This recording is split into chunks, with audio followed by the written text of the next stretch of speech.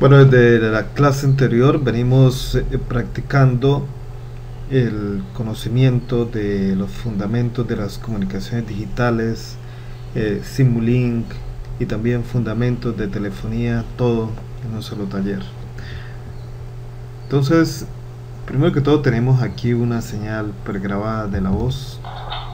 Es decir, los mensajes empleados para... Y también hemos hecho un montaje previo, que es este, donde tenemos un bloque que lee ese archivo de voz que tenemos allí pregrabado. Aquí está configurado para que lo lea. Luego la voz viaja a través de una línea telefónica que la hemos modelado, la cual tiene un ancho de banda, en la cual hay un ruido y hay una atenuación, que todo lo cual ya hemos explicado en la anterior clase. Pero vamos a borrar estos medidores porque pronto nos van a mostrar algún tipo de error al no tener señal de entrada. Tenemos solo el osciloscopio. Entonces tratemos primero el tema de la compansión. Bueno, vamos a tratar de no explicar tanta teoría. De todas maneras, ustedes pueden consultar literatura, como por ejemplo acá en Wikipedia. La ley, lo que yo estoy llamando la ley de compansión, se refiere a dos leyes, la ley A y también la ley mu, que han sido prácticamente estandarizadas por la Unión Internacional de Telecomunicaciones. Bueno, para ser cortos, el problema se plantea de la siguiente manera.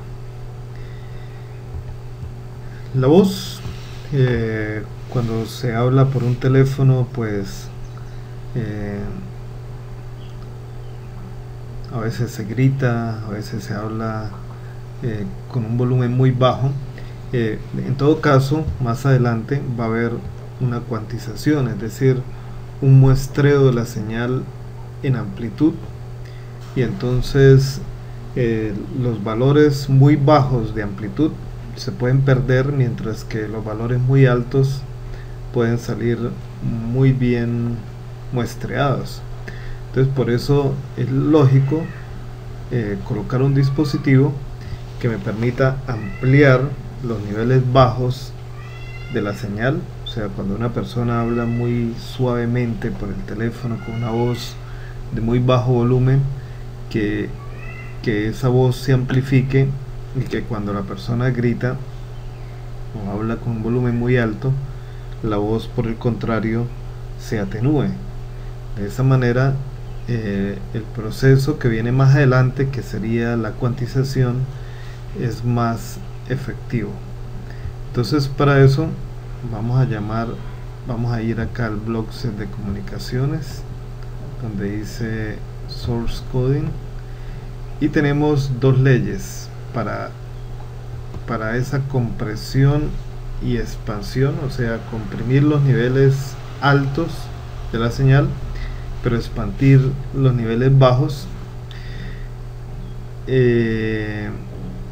Entonces tenemos la ley A, que es la que se utiliza en Europa y gran parte de los países del mundo, la ley mu, que se utiliza en Estados Unidos y en Japón.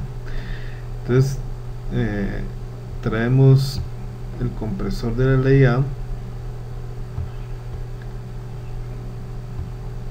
lo colocamos allí. Ahora hay que configurarle un valor que, si observamos acá la información que nos brinda Wikipedia, donde nos explican cómo se aplica esa ley, es realmente una conversión logarítmica, donde la señal que tenemos se le aplica un logaritmo que justo hace que las señales de bajos niveles se amplifiquen y las otras, las de altos niveles, no se amplifiquen tanto. Entonces en la telefonía ese parámetro es 87.7. Lo configuramos acá. Bueno, acá hay otro valor que nos dicen que cuál es el pico de magnitud de la señal. Bueno, eso sí es algo que tenemos que medir. Entonces vamos a nuestro simulador y para medirlo pues nos toca mirar aquí qué es lo que nos está mostrando esta señal a la salida de la línea telefónica. Bueno, esta línea telefónica que hemos colocado aquí tenía una atenuación muy fuerte. Yo la he bajado a 1 para que realmente considerar que el cable que une el teléfono con el concentrador que voy a colocar con los equipos que están aquí en un lugar remoto, considerar que este cable es muy corto por ahora, es simplemente por probar que este compresor está funcionando muy bien. Entonces necesitamos medir este valor pico de la señal. Entonces vamos a observar en el osciloscopio. Le damos autoescalar y digamos que ese valor pico es más o menos 4 por 10 a la 4. Entonces lo configuramos acá, 4 por 10 a la 4. Muy bien, ok. Y pues resta mirar cuál es el efecto de ese compresor. Vemos, y wow, vemos que estos valores que eran muy pequeños se están amplificando y que estos valores que eran muy altos pues no se han amplificado tanto. Eso es lo que busca esa compresión. Entonces darle más importancia a las amplitudes muy bajas de la señal. Obviamente en la parte receptora hay que colocar un bloque que realiza el proceso inverso, de manera que la persona puede escuchar la voz perfectamente. Muy bien. Lean la literatura, qué significa esa ley, y hagan las pruebas respectivas para que lo entiendan mejor.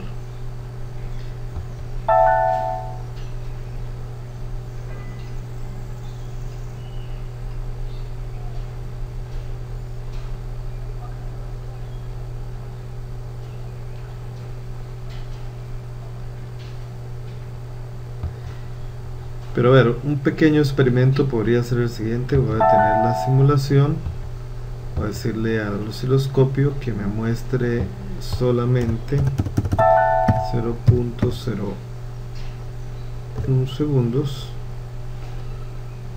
Voy a correrlo y entonces la señal se expande y puedo observar cómo esos valores pequeños se han amplificado, pero vamos a ponerlo aquí a correr y vamos a tenerlo acá. Observe que esta forma senoidal tiende como a achatarse por acá debido al efecto de esa compresión. Vamos a ir corriendo a ver si vemos algo más interesante.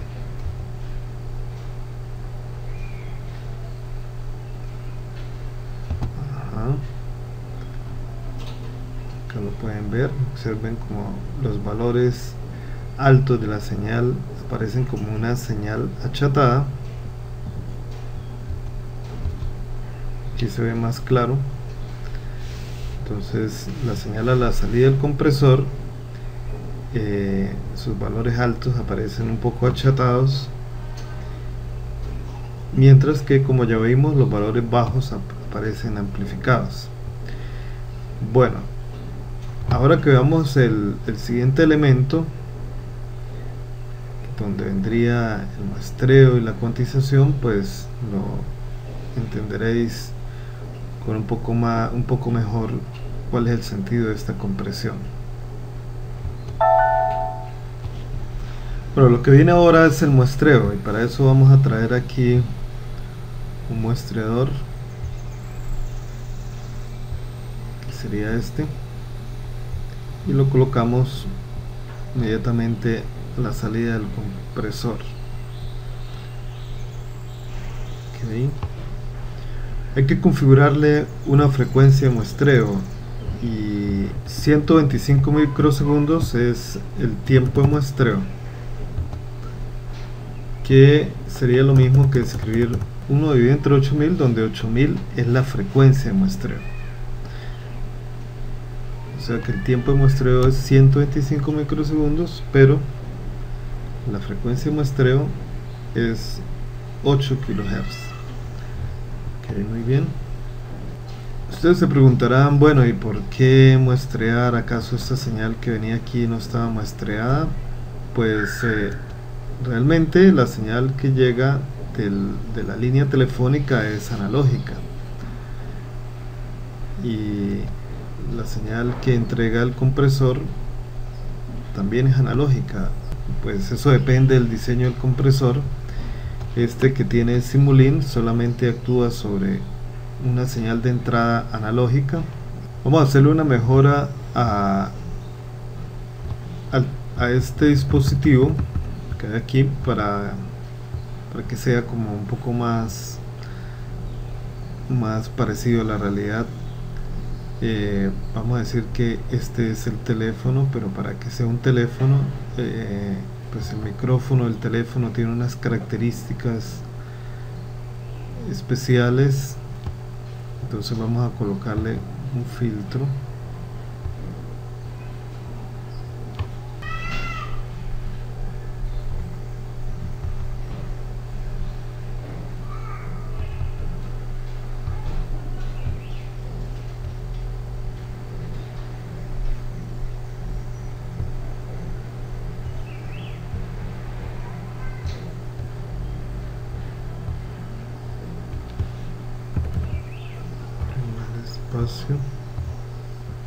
Colocamos este filtro, y bueno, y la frecuencia de paso de ese filtro es un filtro pasabajas, pues depende de las características del micrófono. Entonces 2 por pi, porque me están pidiendo la frecuencia en radianes, por la frecuencia máxima del micrófono, que digamos que son unos 12.000 Hz, o sea 12 kHz.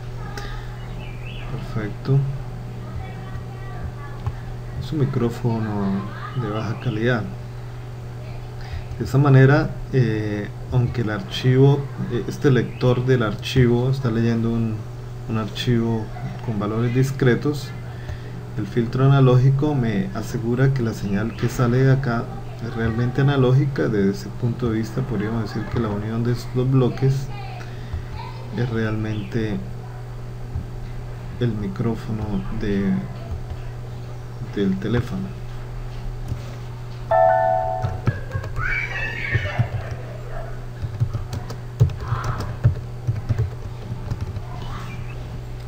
Muy bien.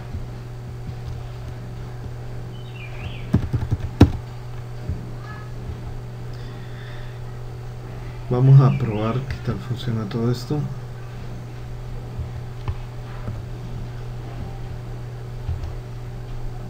No vemos que se presenta un error porque ese filtro analógico no acepta este tipo de entrada que le está entregando el bloque anterior. Pues tenemos que hacer aquí una modificación y decirle que el tipo de entradas que debe entregar el primer bloque es de tipo doble. Ok, volvemos a correr y todo funciona. Muy bien. En este caso es útil hacer que esta línea telefónica se comporte como un canal ideal. Bueno, solamente vamos a dejar que limite el ancho de banda. La atenuación es 1, o sea que realmente no hay atenuación, no hay ruido. Sería un canal ideal para poder hacer aquí las pruebas y que todo funcione muy bien. Lo que hemos observado es que la atenuación, el valor pico de la señal ha cambiado debido a los cambios que hicimos acá en el micrófono. Entonces esto para que me muestre toda la señal de la voz y poderle hacer un punto de escalamiento.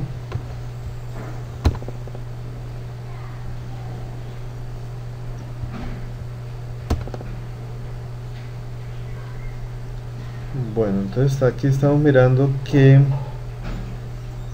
la amplitud de la señal del compresor, la amplitud pico, podría ser 20 a la entrada del compresor, o sea, a la salida de la línea telefónica, amplitud pico 20. Entonces ese valor lo cuadramos acá, 20. Muy bien.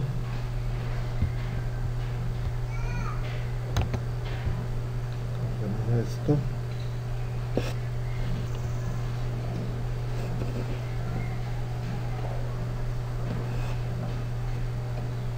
Y ya tenemos algo más parecido a la realidad. Colocar aquí 0.01 para mirarlo más de cerca. Aquí en los valores pequeños no se nota una gran diferencia, pero si los valores altos se están atenuando, pues eso ya automáticamente significa que los valores bajos se están amplificando. Entonces vamos a tratar de ver la señal con unos valores altos para ver si se achatan.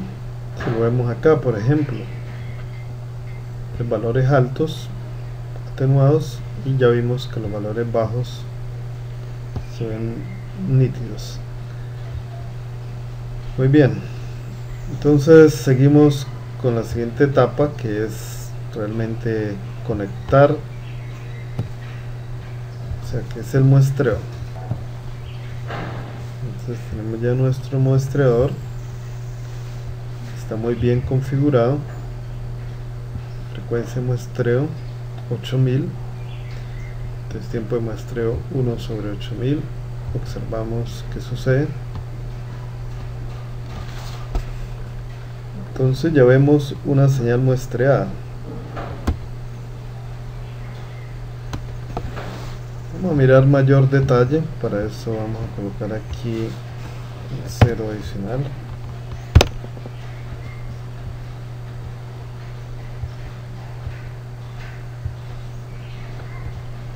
Entonces esta es la señal que llega del compresor de la ley A, y esta es la señal muestreada. Perfecto, esto es lo primero que ocurre cuando la señal llega a esa parte de la central telefónica que estamos llamando concentrador, que más adelante entenderemos mejor. Es interesante ver que todo esto que estamos estudiando aplica también en las centrales telefónicas IP. ¿Cómo lo muestra, por ejemplo, este artículo donde hablan de la cuantificación y cómo se realiza? Esto porque tanto telefonía IP como en el fondo la telefonía IP realiza el mismo proceso de la telefonía tradicional, solo que ya hay un momento de la transmisión en que todo esto lo hace por un protocolo IP. Bueno, el problema que resuelve la cuantización es básicamente el siguiente.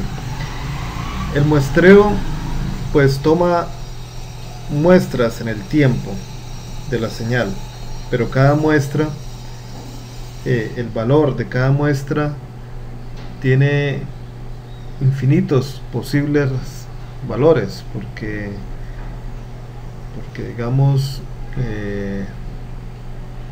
que la amplitud de una muestra podría ser 2.55555, y así podría tomar cualquier cantidad de valores. Entonces la idea de la cuantización o la cuantificación, también se le llama así, es que cada muestra tenga n posibles valores, ¿sí? Y de esa manera cada uno de esos valores se puede convertir en unos códigos digitales. En la telefonía se usa que la idea es que esas muestras tengan 256 posibles valores, es decir, 128 posibles valores negativos y 128 posibles valores positivos. Entonces vamos a verlo aquí un poco más en la práctica. Vamos aquí al Signal Processing Block Set, buscamos aquí donde dice Math Functions Quantizers y ahí buscamos este que dice Uniform Encoder, lo traemos y lo colocamos acá.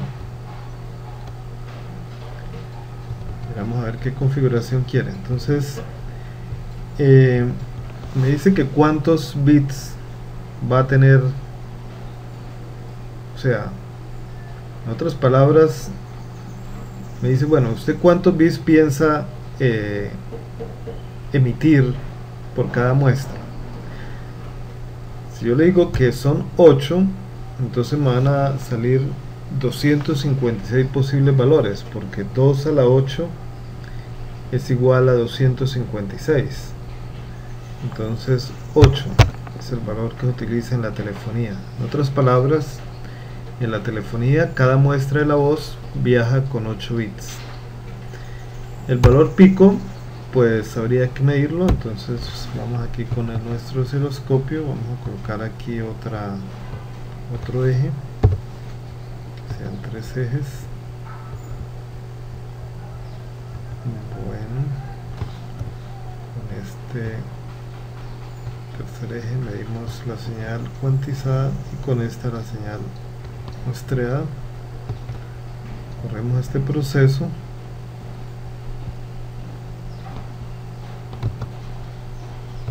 Autoescalar acá también. Hagamos una cosa, miremos aquí menos una ventana de tiempo más grande.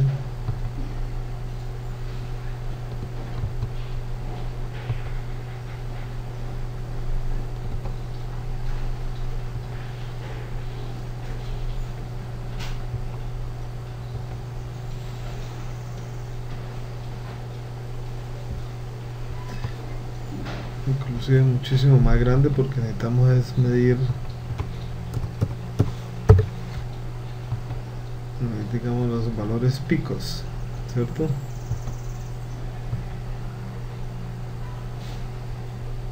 El valor pico acá es aproximadamente 100.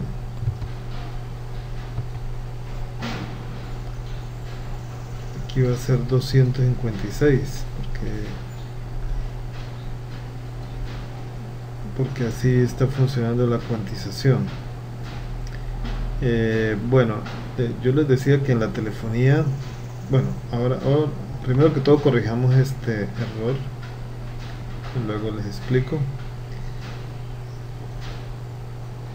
Decía que la amplitud pico es 10,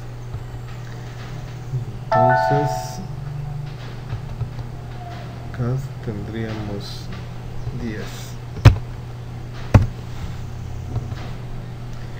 Muy bien, voy a correr todo de nuevo.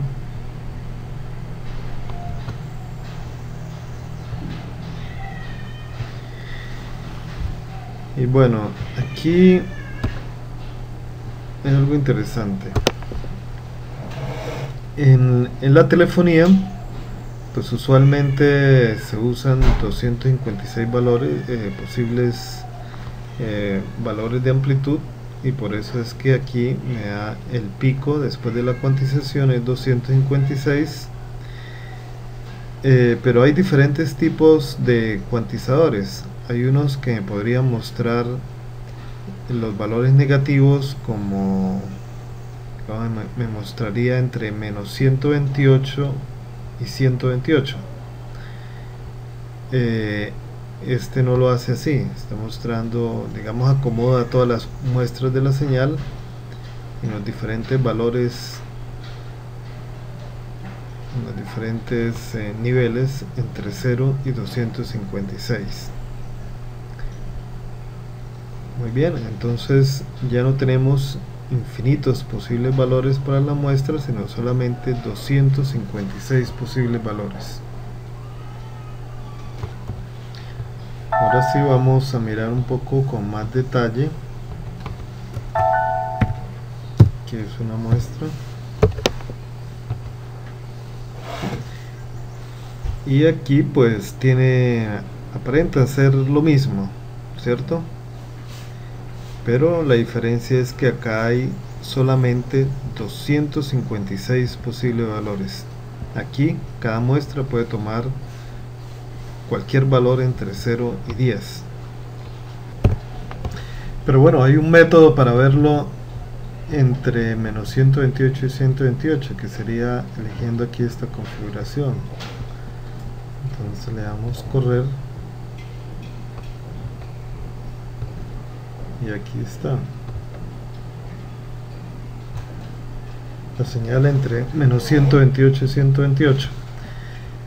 Pero bueno, yo prefiero la primera versión. Vamos ahí. Bien.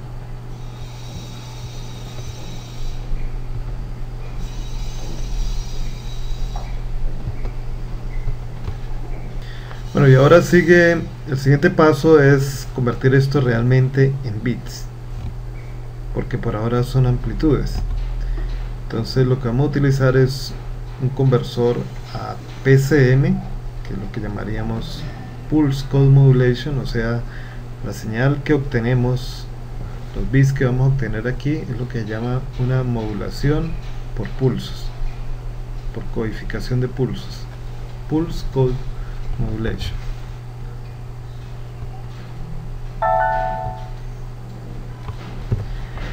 Igualmente pueden encontrar información sobre este tema en Wikipedia, como por ejemplo acá, donde se explica inclusive todo el proceso pasando por la cuantificación hasta llegar a esa codificación.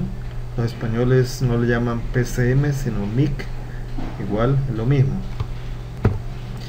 Bueno, entonces buscamos un bloque que se llama Integer to Bit Converter, o sea, un conversor de entero a bit. Vamos acá al bloque de comunicaciones, aquí donde dice Utility Block, y aquí está Integer to Bit Converter. Lo traemos, ok, y lo colocamos acá. Entonces lo configuramos. Aquí dice que cuántos bits por entero, entonces son 8 bits por entero que utiliza en la telefonía. Nuestra entrada es de tipo sin signo, está muy bien, ok. Corremos la simulación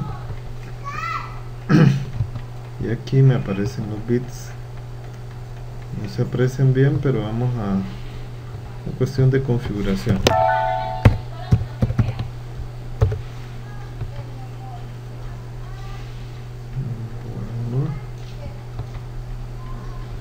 Cerito.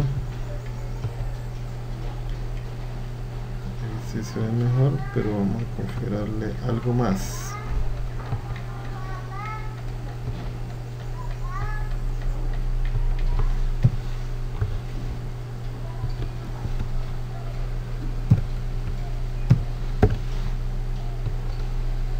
Ahí se ve mejor.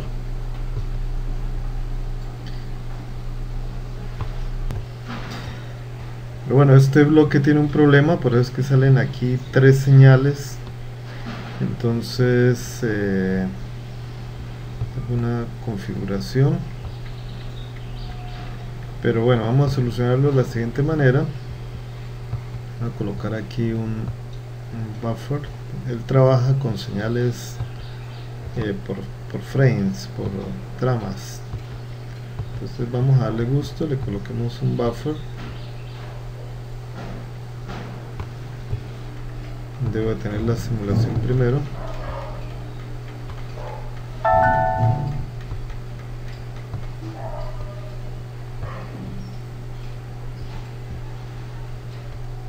Acá. Y colocamos un buffer al final.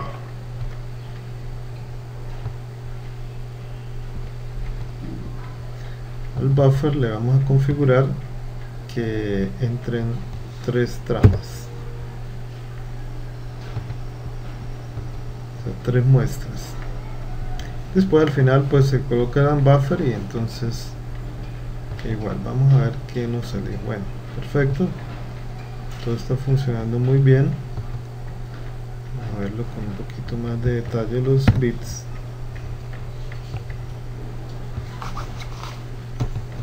Y podemos ver entonces que hay 8 bits por cada muestra.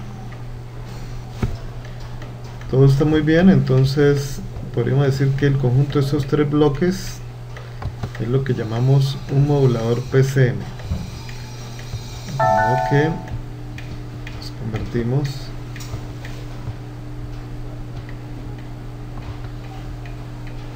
crear subsistema, le llamamos PCM o le llamamos modulador PCM. Perfecto. Bueno, compañeros, paralelo a este trabajo, antes de avanzar más dentro de este conocimiento, sería bueno crear el demodulador que realiza todo el proceso contrario para asegurarnos que hasta el momento todo funciona, tanto transmitiendo como recibiendo. Todo eso y mucho más lo continuaremos realizando en la próxima clase. Muchas gracias.